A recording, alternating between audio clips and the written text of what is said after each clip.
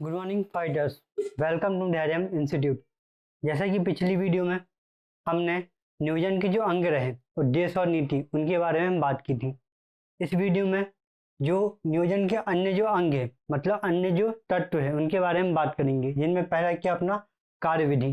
तो कार्यविधि अपन स्टार्ट करते हुए बात करते हैं कि जो कार्यविधि होती है वो कार्यों का क्रमबद्ध विवरण होता है। मतलब ये है कि नियोजन में कौन कौन से कार्य किए जाएंगे, उनका जो शेड्यूल होता है, रूपरेखा होती है, वो कार्यविधि के अंतर्गत आती है।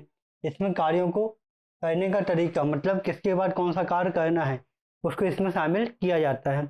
इसके बाद आगे देखते हैं इसी कार्यविधि के अंतर्गत क्या होता है, जो अपनी आवश्यकताएं हैं और जो अपनी कंडीशन है उनके द्वारा अपन कर्तव्य को निर्धारित करते हैं।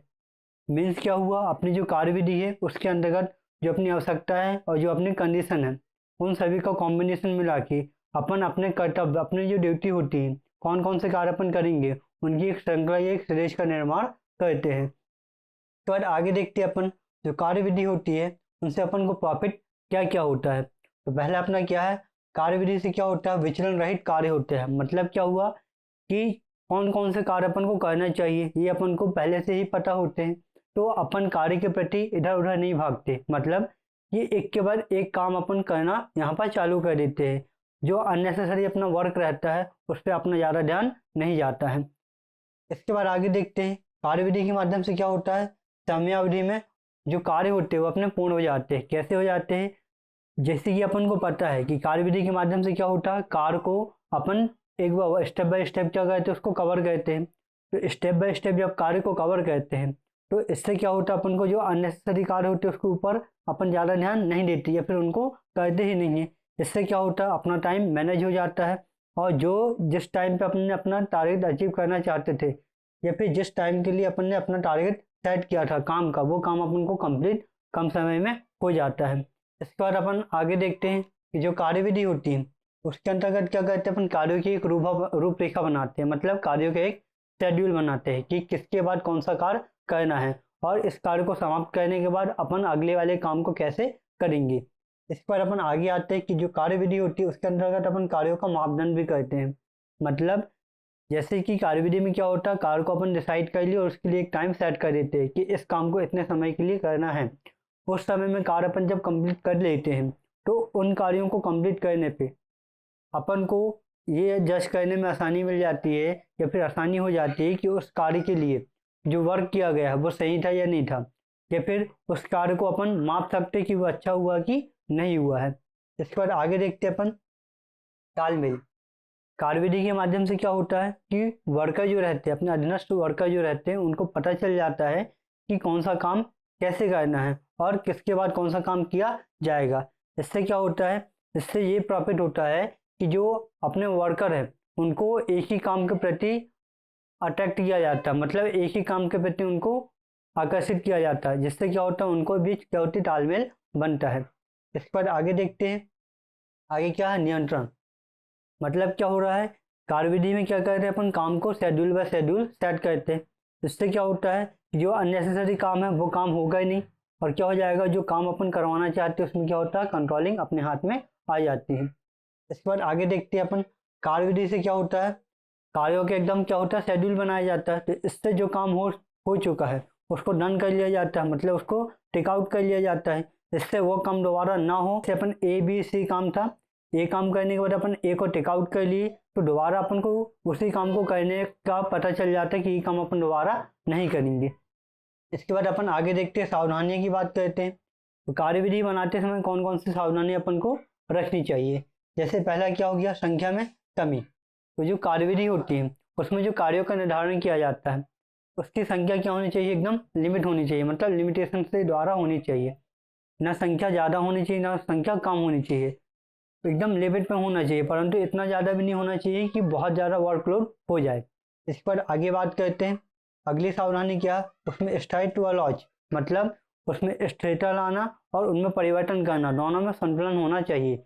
जैसे हो गया क्या, टाइम अपन ने काम को शेड्यूल कर लिए, अब उस काम को करने के लिए एक शेड्यूल होता है। अब उस शेड्यूल को ना चेंजेस ज़्यादा कर सके अपन, ना उसमें ज़्यादा स्टेबिलिटी रहे। इनमें क्या लाना, अपन को संतुलन लाना, ये भी ध्यान में रखना चाहिए। इसके बाद आगे देखते हैं जो अपना कार्यविधि होती है वो तथ्यों पर आधारित होनी चाहिए। काय पे आधारित होना चाहिए? तथ्यों पे। तथ्यों पे मतलब क्या हो गया कि व्यवहारिकता पे आधारित होना चाहिए, वास्तविकता पे आधारित होना चाहिए। इसके बाद अपन आगे देखते हैं। अपन ने कार्यविधियों को कंप्लीट कर लिया। कार्यविधि के बाद जो नियोजन का अन्य अंग है क्या है? नियम। उसके बारे में बात करते हैं। तो नियम क्या होते हैं? तो कार्यों को सुचारू रूप से संचालन की जो शर्तें बनाई जाती है वो नियमों के अकॉर्डिंग बनाई जाती हैं। मतलब नियम अपन को बताते हैं कि कौन से काम को कैसे करना है, उसका रूल्स और कंडीशन क्या होगी। इसमें कुंता जो अपना ऑर्डोनिल है उन्होंने बोला है कि व्यक्तियों के कार्य व आचरण के संबंध में जो निर्देश दिए जाते हैं वो नियम के अंतर्गत शामिल किए जाते हैं। मतलब क्या हो गया कि व्यक्तियों को कार्य कैसे करना चाहिए और उनका आचरण क्या होगा, ये काय के अंतर्गत शामिल करते हैं, ये रूल्स या नियम के अंतर्गत शामिल करते हैं। जैसे एग्जाम्पल के लिए अपन समझ सकते हैं, जैसे अपने वर्कर का क्या हो गया? नैतिक मूल्य हो गया। कार्य समय हो गया, मतलब कितने घंटे उनको काम करना चाहिए, काम में कब आना है, कब काम से जाना है, ये सब काय के अंतर्गत आते हैं, अपने रूल्स के अंतर्गत आते हैं। इसके अलावा वो रिटायरमेंट कब होंगे, ये भी जानकारी रूल्स के अंतर्गत होती है। इसके बाद अपन आगे बात करते हैं। अगला जो नियोजन का अंग है वो क्या है? विधि है। विधि में क्या होता है? इसमें लिखा कि जो उपलब्ध साधन होते हैं, अपने उपलब्ध साधनों को ध्यान में रखकर तो कार्य करने का जो तरीका होता है वो विधि के अंतर्गत शामिल किया जाता है। मीन्स क्या होगा कि जितना साधन अपने पास उपलब्ध है उस साधन को ध्यान में रखते हुए अपन कार्य को कैसे करेंगे और किस तरीका को अपनाएंगे वो किसके अंतर्गत शामिल किया जाता है? विधि के अंतर्गत शामिल किया जाता है। जैसे मान लेते हैं अपन को घर बनाना, और घर बनाने के लिए पैसे की कम आवश्यकता है, तो अपन मशीनरी में ना जाके, मतलब मशीनों का सहारा ना लेके अपन मजदूरों का सहारा लेंगे। इसी प्रकार विधि के अंतर्गत काम किया जाता है। इसमें क्या होता है? किसी एक कार्य को पूर्ण करने की क्रिया को शामिल किया जाता है। मतलब क्या होगा कि विधि के अंतर्गत किसी एक कार्य को कैसे किया जाएगा ये बताता है अपन को। आगे देखते हैं। तो इसके बाद अपन देखते हैं कि जो अपन नियोजन रहे, नियोजन के अंग के अंतर्गत अपन ने क्या क्या कंप्लीट किया था। तो सबसे पहले अपन ने लास्ट वाली वीडियो में कंप्लीट किया था नियोजन के उद्देश्य। उसके बाद अपन ने कंप्लीट किया था क्या कि नियोजन की जो नीतियां होती है उसके बारे में, क्या आज कार्यविधि के बारे में। फिर क्या कंप्लीट किया अपन ने? नियम के बारे में। फिर क्या कंप्लीट किया अपन ने? विधि के बारे में। कार्यविधि में अपन ने देखा कि कौन कौन सी सावधानी अपन को रखनी चाहिए। फिर उसके बाद अपन ने देखे कार्यविधि में अपन को कौन कौन से प्रॉफिट मिलते हैं। वहीं अपन ने रूल्स की बात की तो रूल्स क्या होते हैं इसके बारे में बात की। इसके बाद अपन ने क्या देखा कि विधि क्या होती है और विधि का रोल क्या होता है अपने नियोजन में। इसके बाद अपन देखते हैं कि जो नियम और जो नीति होते हैं उनमें डिफरेंस क्या होते हैं। तो सबसे पहले देखते हैं आधार। तो जो नीति होती है उसका उद्देश्य और मतलब उसका जो निर्माण होता है उद्देश्य हेतु किया जाता है, जबकि जो नियम होता है उसका निर्माण कार्यान्वयन के लिए किया जाता है, मतलब काम बहुत अच्छे से हो इसलिए नियम को बनाया जाता है, जबकि नीति को ही बनाया जाता है अपने उद्देश्य की प्राप्ति हेतु बनाया जाता है। वहीं सेकंड आधार क्या है? लोचिता। मतलब नीति में परिवर्तन करना क्या होता है? संभव होता है, जबकि नियम में परिवर्तन करना कभी कभी असंभव होता है और बहुत मुश्किल से हो पाता है। इसके बाद आगे देखते हैं कि जो नीतियाँ होती है उसका अगर रूप की बात करें तो वो कैसा होता है? अपना सूचनात्मक होता है। मतलब प्रबंधकों द्वारा जो दिशा निर्देश जारी किए जाते हैं वही काय का रूप होता है? नीति का रूप होता है। जबकि जो नियम होता है वो लिखित होता है और इसमें कर्मचारी का आचरण क्या होगा इसके बारे में जानकारी मिलती है। इसके बाद अपन बात करते हैं आगे कंडीशन की। तो जो नीतियां का निर्माण है उसको अपन समान कंडीशन में बना लेते हैं, परंतु जो नियम है, रूल्स है, वो स्पेशल कंडीशन में बनाया जाता है। इसके बाद आगे अपन बात करते हैं कि नियम और कार्यविधि में अंतर क्या होता है। तो सबसे पहला अंतर क्या है? निर्णय का। तो जो नियम होता है वो पूर्व से ही निर्धारित कर लिया जाता है, जबकि जो कार्यविधि होती है उसमें पूर्व से निर्धारित नहीं किया जाता, उसमें कार्यों को करने के तरीका को निर्धारित किया जाता है। मतलब ये हुआ कि निर्णय को पहले ही नियम को पहले ही अपन क्या कर लेते हैं? निर्धारित कर लेते हैं, जबकि जो कार्य होता है कार्यविधि के अंतर्गत क्या करते हैं? कार्य करने के तरीकों को निर्धारित किया जाता है।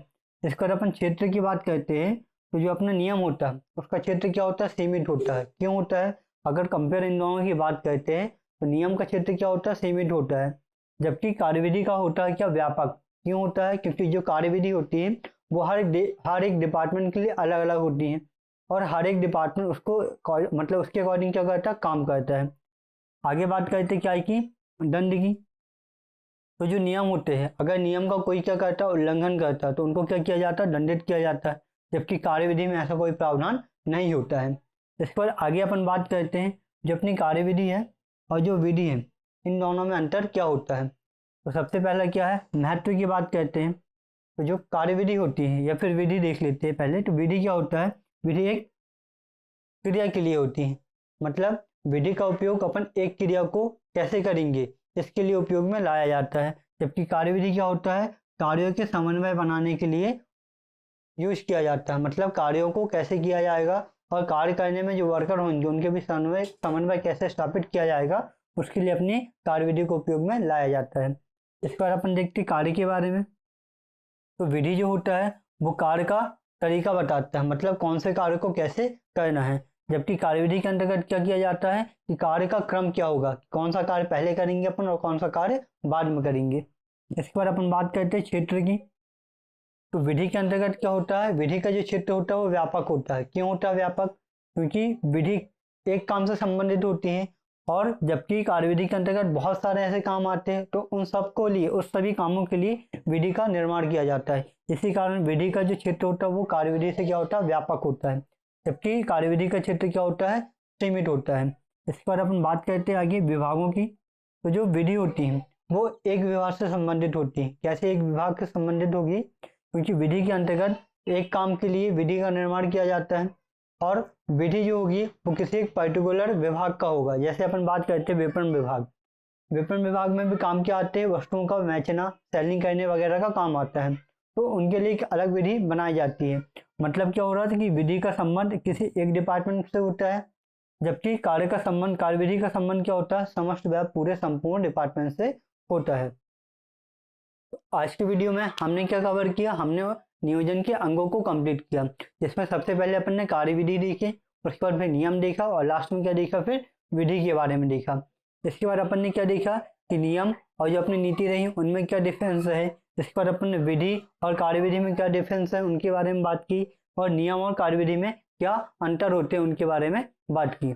आने वाली वीडियो में अपन कार्यक्रम क्या होता है, बजट क्या होता है, इनके बारे में बात करेंगे, जो कि नियोजन के एक और महत्वपूर्ण अंग होते हैं। इसके बाद अपन बात करेंगे कि नियोजन के महत्व और उसकी आवश्यकता अपन को क्या होती है और नियोजन की सीमाएं क्या होती हैं। धन्यवाद।